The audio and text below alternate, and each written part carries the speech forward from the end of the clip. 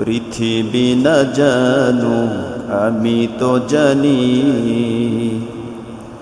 আমি কি পাপ করেছি হায়। আমার পাপের করলে বিচার, বাঁচার আমার নাই উপায়। দয়াময়ী তুমি মাফ করো আমায়, মাফ করো আমায়, মাফ করো আমায়। সবাই বলি আমিন, আবার বলি আমিন। ইয়া ইবাদিয়াল্লাযীনা আসরাফু আলা আনফুসিহিম লা তাকনাতু মির রাহমাতিল্লাহ ইন্নাল্লাহা ইয়াগফিরুয যুনুবা জামিআ ইন্নাহু হুয়াল গফুরুর রহিম। জোরে বলি সুবহানাল্লাহ। রব্বুল আলামিন বললেন, ইয়া কুল ইয়া ইবাদিয়াল্লাযীনা আসরাফু, নবী গো আপনি ওই সমস্ত মানুষদেরকে জানিয়ে দেন যারা নিজেদের জুলুম করেছো, নিজেদের জীবনকে জুলুম দিয়ে পরিবেষ্টন করে ফেলেছো, নিজেদের জীবনের উপর জুলুম করেছো।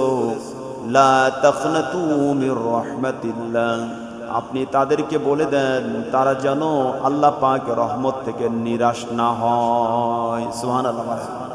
হতাশ যেন না হয়, নিরাশ যেন না হয় যে পাপ করেছে আমার আর কোনো ক্ষমা নেই, এরকম যেন চিন্তা ভাবনা না আসে। আপনি বলে দেন মানুষদের, তারা যেন হতাশ না হয়। ইন্নাল্লাহা ইয়াগফিরুয যুনুবা জামিআ, নিশ্চয় আল্লাহ তাআলা সমস্ত পাপগুলোকে ক্ষমা করে দিবেন। সুবহানাল্লাহ। ইন্নাহু হুয়াল গফুরুর রহিম, নিশ্চয় তিনি ক্ষমাশীল এবং দয়ালু। সুবহানাল্লাহ বলেন। তাহলে গত জুমাতে আমরা বলেছি আপনার পাপ যদি হয় নদীর পানির সমান, আল্লাহর রহমত হচ্ছে সাগরের পানির সমান। সুবহানাল্লাহ বলেন। আপনার পাপ যদি হয় সাগরের পানির সমান, মহান আল্লাহ পাকের রহমত হচ্ছে মহাসাগরের পানির সমান। সুবহানাল্লাহ। আপনার পাপ যদি হয় পাহাড়ের সমান, আল্লাহ পাকের ক্ষমা হচ্ছে, দয়া হচ্ছে আসমানের সমান। সুবহানাল্লাহ। এই কারণে হতাশ নয়, কি পাপ করেছি জীবনে, ফিরে আসি পাপ থেকে, মহান আল্লাহ পাকের কাছে ক্ষমা চেয়ে আল্লাহ পাক আমার পাপ সমূহ মাফ করে দিবেন। সুবহানাল্লাহ। দুনিয়ার বান্দার কোন অপরাধ করলে, ভালো কর্ম যদি বান্দা করে, বান্দার কাছে যদি সারেন্ডার করে ক্ষমা চায়, তাহলে হয়তো তাকে মাফ করে দেওয়া হয়। কিন্তু আল্লাহ পাকের দরবারে কোনো বান্দা যদি গুনাহ করে ক্ষমা চায়, রব্বুল আলামিনের কাছে একনিষ্ঠভাবে যদি ফিরে আসে, আল্লাহ পাক বান্দাকে ক্ষমা করে দেন। শুধু তাই নয়, বিগত জীবনের সমস্ত পাপগুলোকে আল্লাহ পাক নেকিতে পরিণত করে দেন। সুবহানাল্লাহ।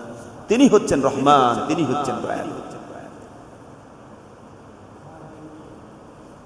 মোমেন বান্দারা আল্লাহ পাকের রহমতের প্রার্থী হয়ে থাকে, সব সময়ের জন্য আল্লাহ পাকের রহমতের উপর ভরসা করে থাকে। সুবহানাল্লাহ বলেন। মোমেন বান্দারা সব সময়ের জন্য মহান আল্লাহ পাকের রহমত প্রার্থী হয়ে থাকে, দয়ার উপর ভরসা করে, নিজের আমলের উপর ভরসা করে না। কথা ঠিক কিনা? যেহেতু আল্লাহ পাকের রাসূলের হাদিস থেকে আমরা আলোচনা নিয়ে এসেছি, বনি ইসরাইলের সেই ব্যক্তির ঘটনা আনছি, ঠিক না? বলেছি না যে নাকি জীবনে এমন কোন আমল নাই যে করে নাই, তারপরও সে আমল দিয়ে জান্নাত চেয়েছিল।